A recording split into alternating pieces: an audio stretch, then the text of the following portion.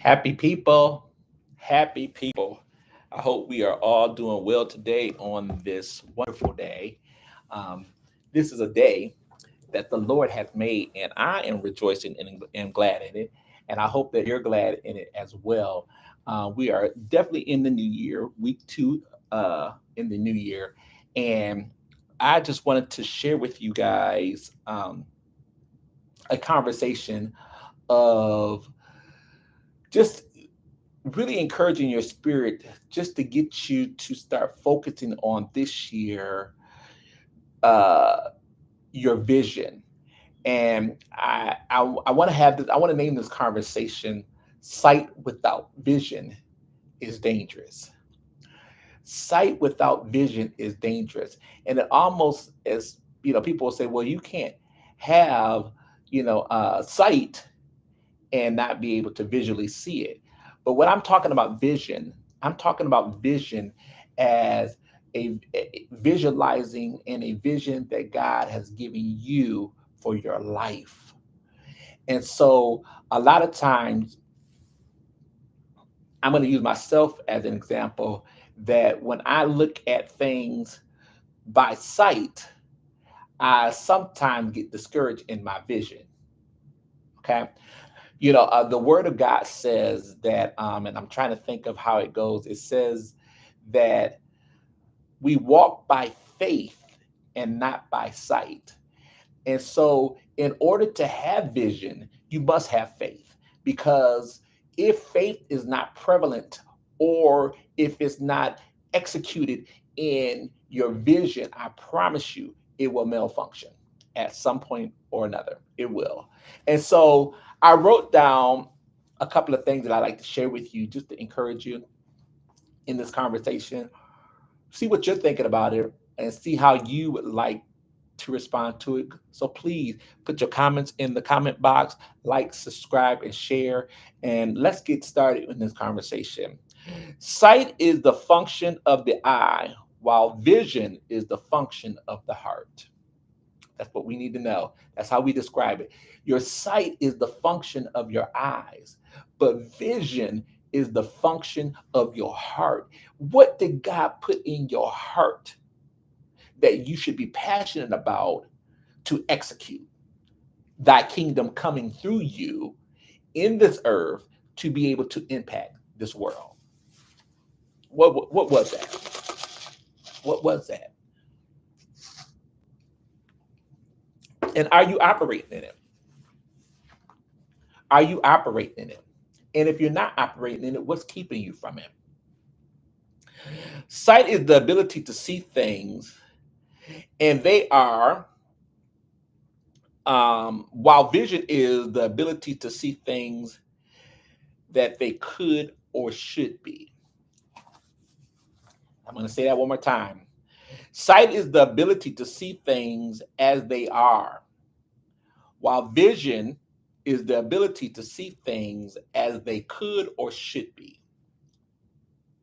Okay. And so when I think about my vision about doing this and about coaching with people or with corporate, groups or even having what, what else do I do? Going to do public speaking and motivational speaking and seminars and stuff like that. I think about what he put in me as a person who builds people. And so I'm really formed to build and speak life, but truth resonates in a sound that says, this is what you see about yourself, but this is the truth. Okay. And this is how God sees you. And so changing that, what we call stinking thinking. Okay. So, so when I say sight is the ability to see things the way they are, I see it one way, but vision, I could see it a whole nother different way. And a vision oftentimes is an opportunity to serve a problem that hasn't been taken care of. Okay. We must never let what our eyes see determine what we believe. Man, Now, I really could stop right there because for real, for me, if I looked at some of the things that are the way they are, I probably wouldn't be on here talking to you. I probably would throw in the towel and all of that. But because I, and I want you to hear this, that without having faith in your vision of what God has given you, it is impossible, not gonna happen, ain't gonna happen. It is impossible for you to please God. So those that come to him must believe that he is and that he's well able to do exceedingly and abundantly above all that we can even ask or think. And so even my small little decimal mind of thinking about what he can do, when my eyes start getting discouraged, it's almost like we're saying that we have no confidence in who our God is. And boy, oh boy, oh boy, if that doesn't resonate with me, because I'm like, God, I know your integrity is good towards me. So help my unbelief. And what do I do, Jay, to help my unbelief? I'm always feeding my mind something that is encouraging what it is that God has promised me.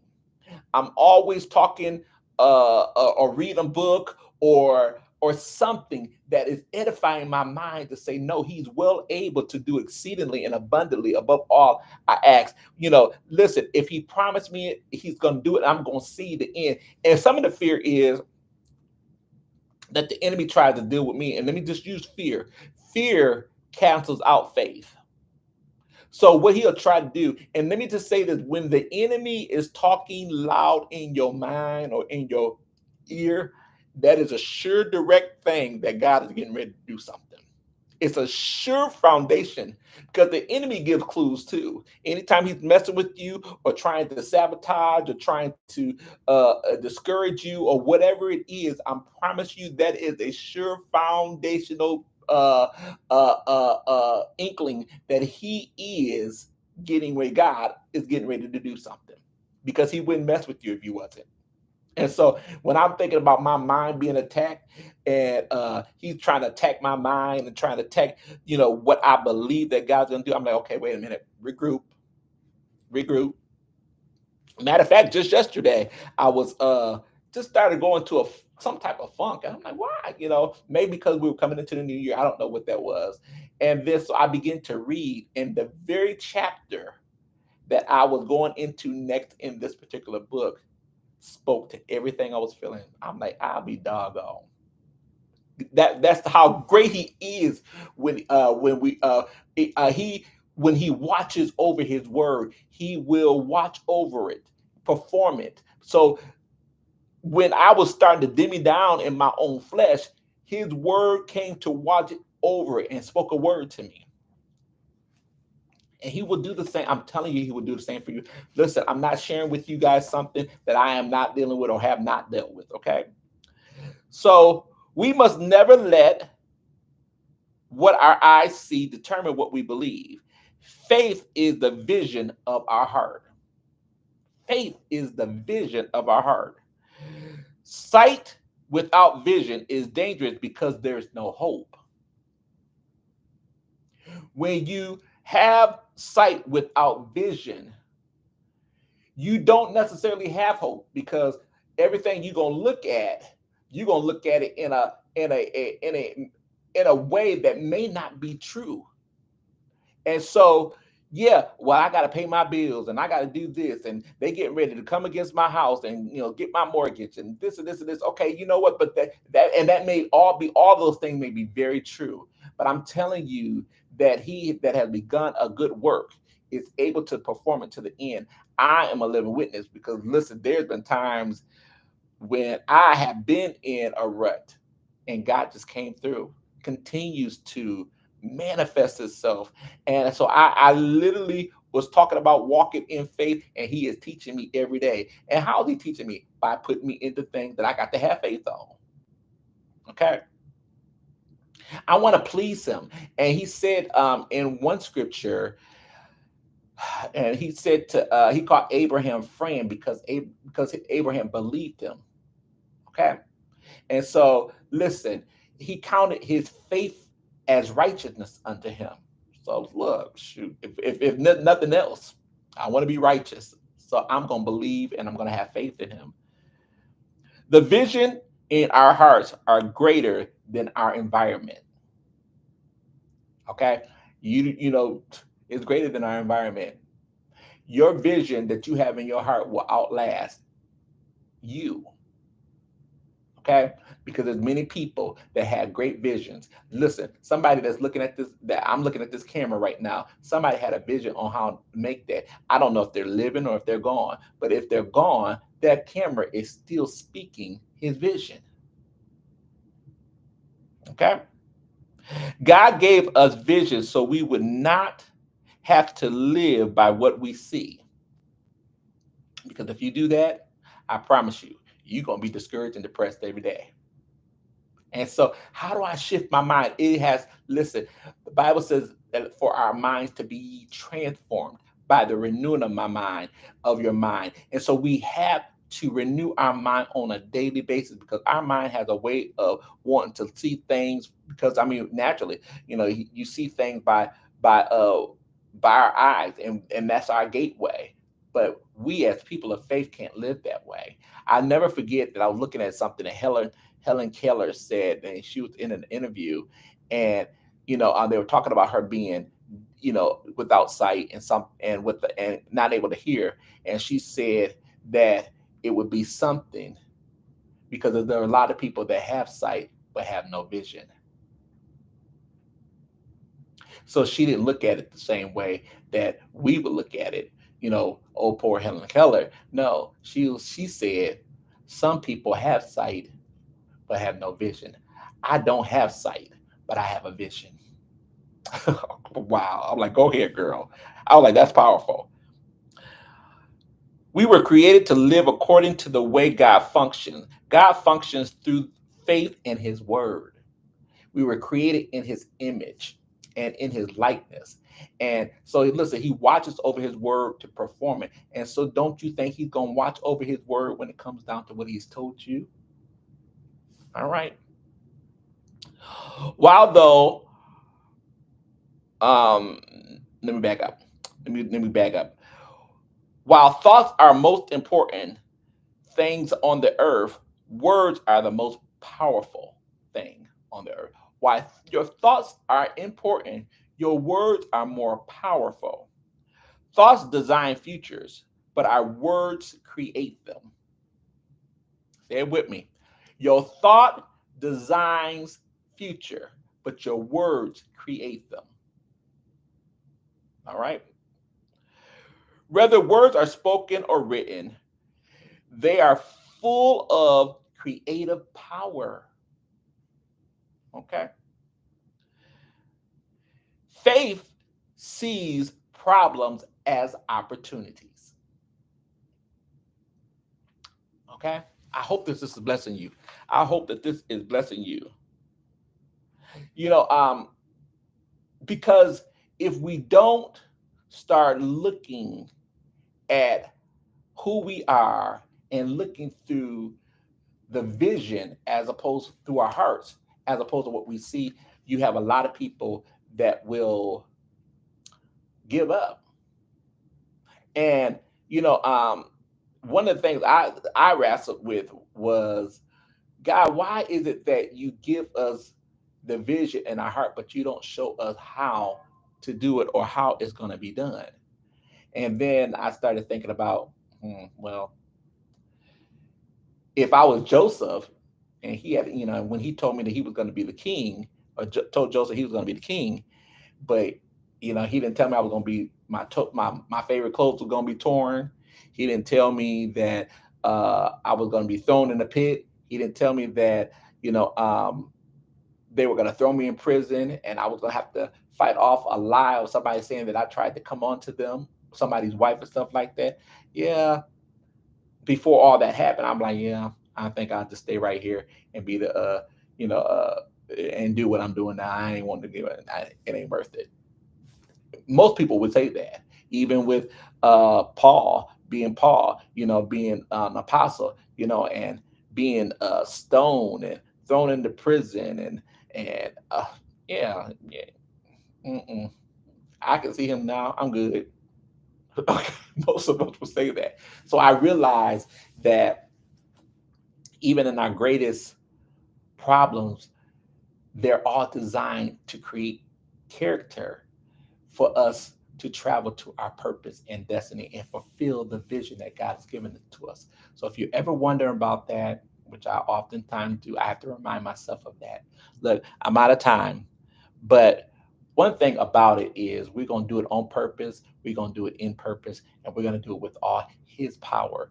And so I want you to really consider just like, subscribing, and sharing. Like, subscribe, and share. Share this with somebody. This ain't just, I'm not doing this just to be popular. I'm doing this because, or just to raise numbers up on YouTube. I'm doing this because there's a lot of wounded people out here. There's a lot of misinformed people out here. We're not getting it oftentimes in church. So, how can we encourage one another but by conversation? I do have a coaching uh, ministry, and I do a lot of my coaching activities with them, which is separate from here. But because there's a you just be surprised. You'll be surprised what a lot of people are going through. Okay, you'll be surprised how a lot of people threw in the towel before this year came because they just couldn't take another year. You might be connected to somebody or know somebody that knows somebody, and I'm gonna do this video. I'm gonna do this next video. The next video I'm gonna do is how we really are towards one another. We gotta change. We gotta change. And so it just hit me, and I think I'm gonna do that that next video. I'm gonna do, um, you know, um, I don't know what the Lord's going to give me the name of it, but I'm going to do a video because we have to start supporting one another. We will support somebody down in somebody. We will support somebody, nailing them to the cross. We will support gossip, but we won't support positive things and trying to help other people. Okay.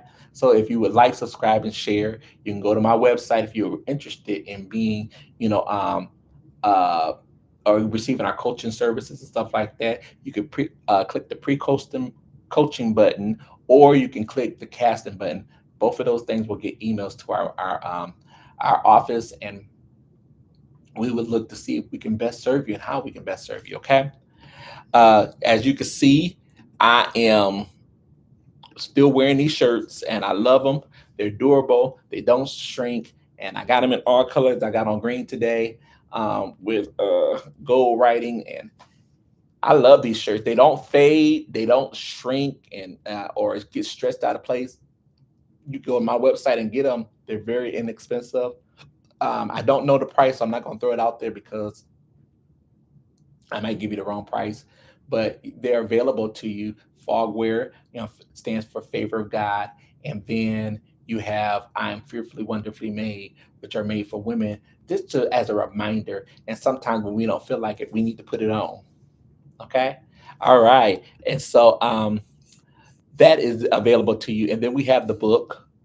Once again, this book is designed for women, about us as men. I am coming out with another book this year, prayerfully. It is done. I just got to get it formatted and all that stuff. And that's designed for men, about women, and how, how to support them and how to be a husband or a mate to them. All right. And so I'm very excited about that book. And then the workbook is what we also use in our coaching ministry. And it really is designed to unlock things that you have suppressed down to help you see and fortify the way you are and why you do what you do.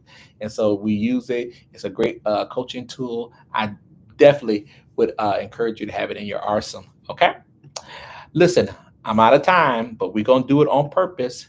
We're going to do it in purpose. We're going to do it with all power. I am J.L. Stone. See you next time.